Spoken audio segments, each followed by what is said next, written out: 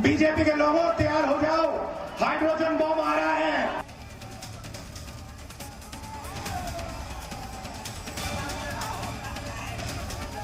ये सरकार नकल तो कर सकती है, लेकिन विजन नहीं ला सकती है, नई सोच नहीं ला सकती है। तेजस्वी आगे आगे और ये सरकार पीछे पीछे। बिहार में जैसे जैसे चुनाव की तारीख के ऐलान का वक्त करीब आ रहा है, सियासत भी नए सिरे से गुत्थी और बुनी जा रही है। बिहार में शुरू हुई वोट अधिकार यात्रा आज पटना में खत्म हो गई, लेकिन इस यात्रा में जमहूरियत बचाओ, आइन का कत्ल, वोट चोरी जैसे कुछ कीवर्ड्स रहे हैं, जिसके दम पर ऑपोजिशन एनडीए सरकार पर चौतरफा हमलावर रहा। और आज तो राहुल गांधी ने हाइड्रोजन बम का जिक्र भी कर दिया है। माधवपुरा में हमने एटम बम दिखाया था। बीजेपी के लोगों तैयार हो जाओ, हाइड्रोजन बम आ रहा है। हाइड्रोजन बम आ रहा है, तैयार हो जाइए। आपकी जो सच्चाई है, वोट चोरी की सच्चाई है, वो पूरे देश को पता लगने जा रही है। अभी एटम बम की गर्मी शांत भी नहीं हुई, राहुल गांधी एक और बम फोड़ने की तैयारी में हैं। अब इस बम का सियासी असर कितना होता है, ये देखना होगा। अभी तक तो दुनिया में हाइड्रोजन बम नहीं फटा है, तो राहुल गांधी फोड़ने की बात कर रहे हैं। अगर चुनाव के गणना को लेकर उनका कर्नाटक का एटम बम था तो फुस हो गया। वो दिवाली का एक छोटा पटाखा भी नहीं निकला। वो क्या हाइड्रोजन बम की बात कर रहे हैं। फिलहाल पटना में आज ऑपोजिशन की सियासी ताकत देखने को मिली और निशाने पर नीतीश सरकार और बीजेपी रही। तेजस्वी यादव ने एक बार फिर डुप्लीकेट सीएम वाला तंज करते हुए नीतीश सरकार को घेरा। ये सरकार नकल तो कर सकती है, लेकिन विजन नहीं ला सकती है, नई सोच नहीं ला सकती है। तेजस्वी आगे आगे और ये सरकार पीछे पीछे।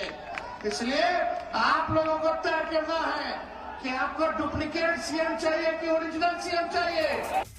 यही नहीं, कांग्रेस चीफ मल्लिका अर्जुन खड़गे ने भविष्यवाणी करते हुए यहाँ तक कह दिया कि चुनाव बाद बीजेपी नीतीश को कचरे में फेंक देगी।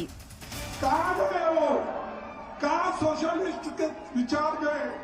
अरे अब तो जाकर आपने बीजेपी के झोली में गिरे हैं, आरएसएस के झोली में गिरे हैं, और ये आरएसएस आपको वही फेंकेगी जहाँ कचरे को फेंकते हैं। सियासत की यही खूबसूरती है, यहाँ अपने मुखालिफिन पर भविष्यवाणी करने में लीडर जरा भी चुकते नहीं हैं।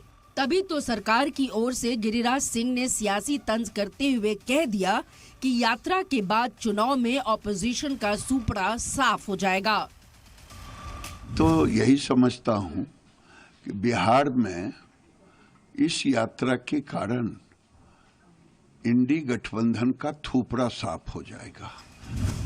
वहीं इस मामले में जहां कांग्रेस और आरजेडी की तरफ से वार किया गया, तो एनडीए के लीडरान ने भी पलटवार किया। बिहार नई आजादी की ओर बढ़ रहा है और नई करवट ले लिया। बिहार ने परिवर्तन की आवाज बुलंद कर दी।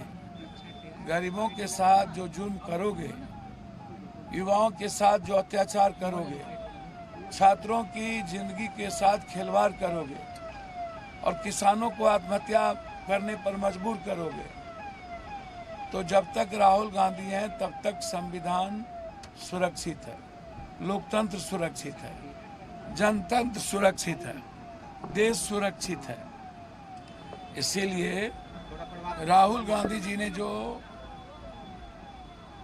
गरीब और बिहार और देश के अधिकार की रक्षा के लिए जो निकले हैं, आज पूरा का पूरा बिहार, पूरा देश का इंडिया गठबंधन का नेता और पूरे देश के युवा राहुल गांधी को एक विश्वास और उम्मीद और सपनों के साथ देख रहे हैं। नीतीश कुमार जी कभी भी अपने विजन से नहीं भटके।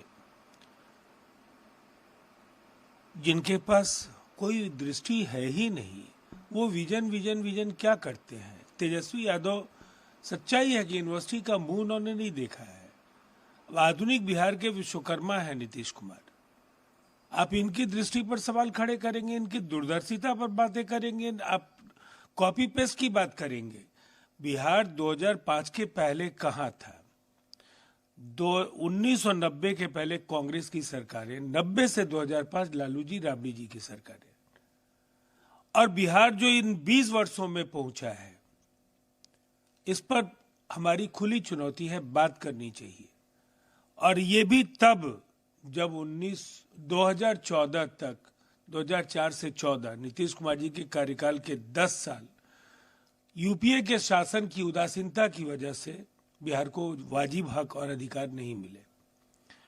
फिर भी जब प्रधानमंत्री नरेंद्र मोदी जी की सरकार बनी और जो नीतीश कुमार जी का विजन है, जिनको पंख की जरूरत थी, वो मिले। और आप देखिए कितना बड़ा बदलाव बिहार में सुनिश्चित हुआ।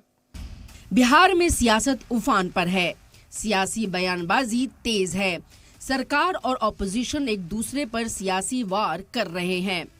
ऐसे में अब ये देखना दिलचस्प होगा कि बिहार की सियासत में किसका सिक्का चलता है। ब्यूरो रिपोर्ट, सलाम टीवी।